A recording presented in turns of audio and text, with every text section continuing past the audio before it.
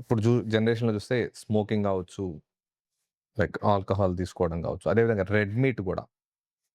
ఇవి గూడా క్యాన్సర్స్‌ని ఇంక్రీజ్ చేయడం అంటే రావడానికి వచ్చే దాంట్లో ఏమైనా రోల్ ప్లే చేస్తాయంటారా? స్మోకింగ్ అయితే డెఫినిట్‌గా.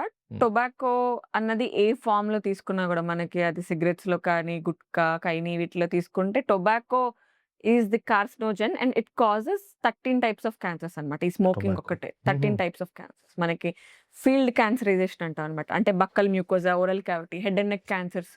ఓకే. దాని తర్వాత అన్నవాహిక అంటే oesophageal cancer, okay. Bladder cancer ఇవన్నీ ఇలా టొబాకో రిలేటెడే మనకి 13 types of 13 cancers. Types of cancers. Okay. How about like ఇదండి రెడ్ మీట్ తీసుకోవడం వల్ల రెడ్ గూడా మీట్ క్యాన్సర్స్ కూడా వచ్చేదానికి ఈస్ గూడా. ఎ అంటే కార్సినోజెన్. ఎట్లా లైక్ కొంచెం సో, ఈ అంటే రెడ్ ఎలాంటి మీట్‌ని టైప్ ఆఫ్ బాగా హీట్ చేస్తాం. ఈ సాసేజెస్ ఎస్పెషల్లీ ఇవన్నీ. ఈ రెడ్ మీట్ వల్ల కూడా మనకి కోలోరెక్టల్ క్యాన్సర్ రిస్క్ ఉంటుంది. హుహు. సో, అంటే ఈ పేగు, పెద్ద పేగు, ఈ రెక్టమ్, మోషన్ ద్వారం ఈ క్యాన్సర్ రిలేటెడ్ రిస్క్ ఉంటుందన్నమాట. మీరిప్పుడు ఇండియన్ స్టైల్ ఆఫ్ ఫుడ్‌లో ఆల్‌మోస్ట్ మీట్ తీసుకోవడంలో చాలామంది తినడం కామన్ అయిపోయింది. అలాంటి వాళ్ళకి ఎలాంటి ఎలాంటి జాగ్రత్తలు తీసుకుంటే బెటర్ అంటారు రెడ్ మీట్ తీసుకునేటప్పుడు? సో, అంటే దాన్ని లిమిట్ చేయండి ఇంటేక్‌ని. Maybe once in a month ఇంకా ఫైన్. మీరు ఒకవేళ రెడ్ మీట్ కానీ ఏ ఫార్మ్ ఆఫ్ మీట్ తీసుకున్నా గూడా అట్లాగే వెజిటబుల్స్‌ని కూడా ఇంక్లూడ్ చేయడం. ఆకుకూరలు, పాలకూరలు ఇవన్నీ ఇంక్లూడ్ చేయడం. ఫ్రూట్స్, ఫైబర్ అనేది ఇంపార్టెంట్. ఓకే. సో, ఫైబర్‌ని ఇంక్లూడ్ చేసేటట్టయితే గట్ బెటర్‌గా ఉంటుంది. ఓకే. అండ్ ఇంకొకటి స్మోకింగు, ఆల్కహాల్ ఇదొకటి ఓకే. ఇప్పుడున్న యంగ్ జనరేషన్‌లో వేపింగ్.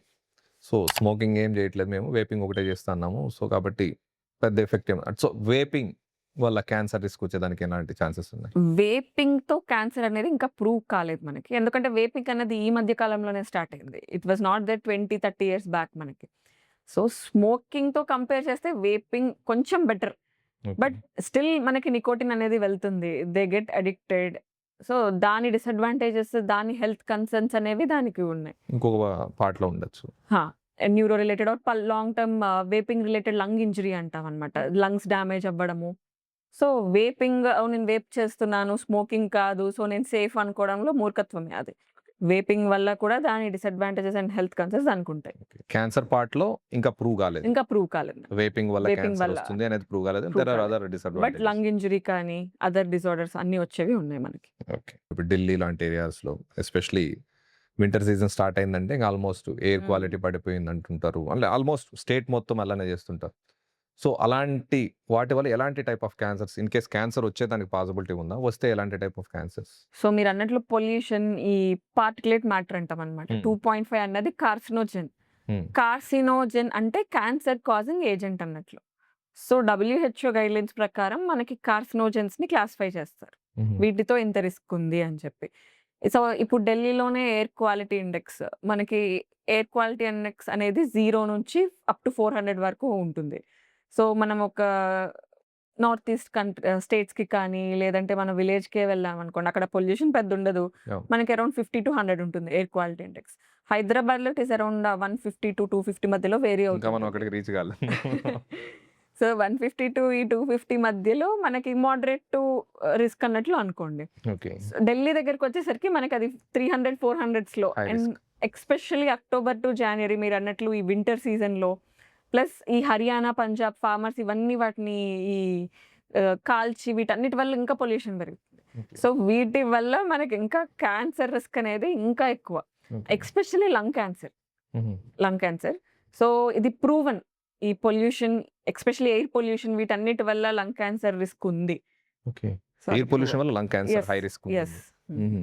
ఇప్పుడు ఆఖరికి అగరబత్తులు అవన్నీ కూడా అని ఆ! అంటున్నారు. అవునండి. మీరు ఇప్పుడు టాపిక్ ఎత్తారు కాబట్టి అది అది కొంచెం అంటే చాలా ఇండియన్ ట్రెడిషన్‌లో అగరబత్తులు వెలిగించడం అనేది కామన్. డే స్టార్ట్స్ విత్ అది. ఈవినింగ్ గూడా అట్లానే ఉంటుంది. సో, ఇంట్లోనే ఆల్‌మోస్ట్ ఇప్పుడు సిటీస్‌లో ఎత్తుకుంటే అపార్ట్‌మెంట్ కల్చర్ అంతా. అన్నీ క్లోజ్డ్ ఉంటాయి.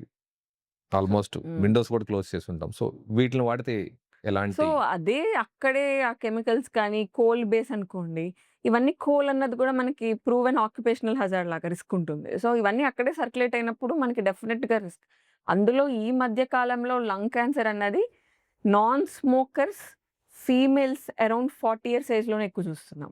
ఓకే.